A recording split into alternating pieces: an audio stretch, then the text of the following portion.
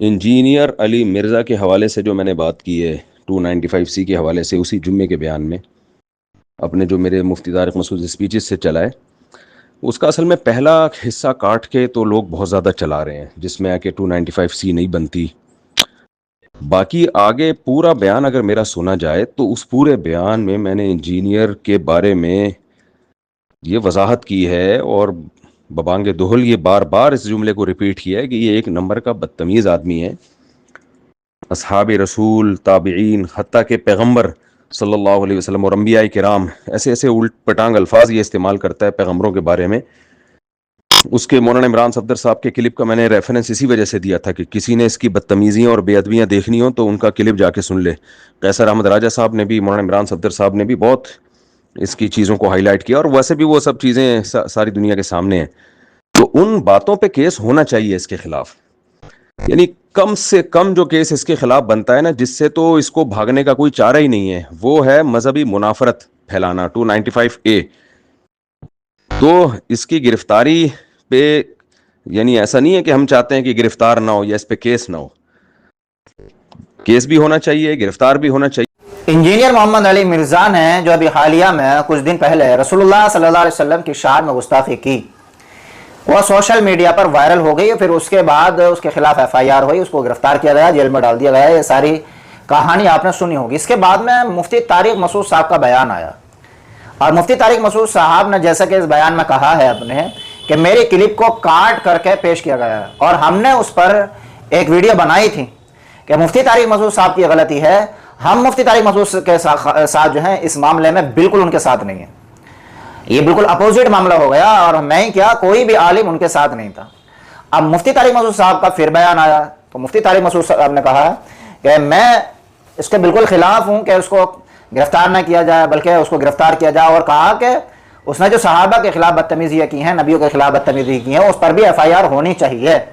مفتی طارق مسعود صاحب کی جو 1 آدھ منٹ کے ابھی پیچھے کلپ تھی وہ وائرل ہوئی، میرے پاس بھی آئی، تو وہ کاٹ پھیٹ کر کے جو ہے نا آگے پیچھے سے جب وہ وائرل کی گئی تھی، اور حقیقت جو ہے اب سامنے آئی ہے مفتی طارق مسعود صاحب کے بیان کی.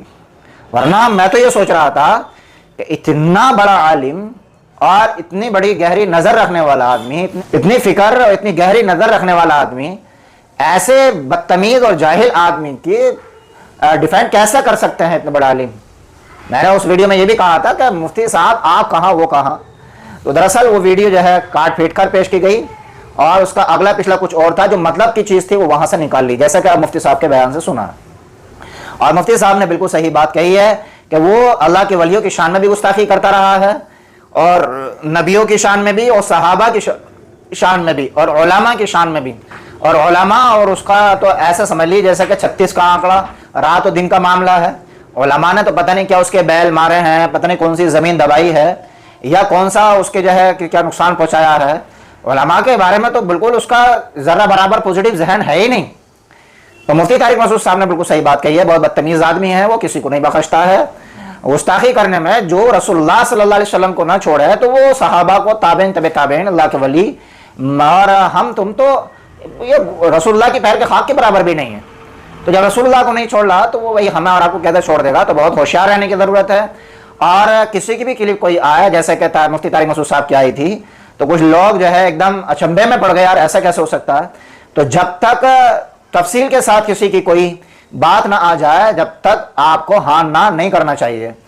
ہاں جو اس وقت سامنے آئے اور جو اہل سنت والجماعت کا نظریہ ہو، جو عقیدہ ہو، اور جو ان کا مقصد ہو، جو ان کا مشرف اور مسلک ہو، اس کے حساب سے آپ کو جواب دینا چاہیے.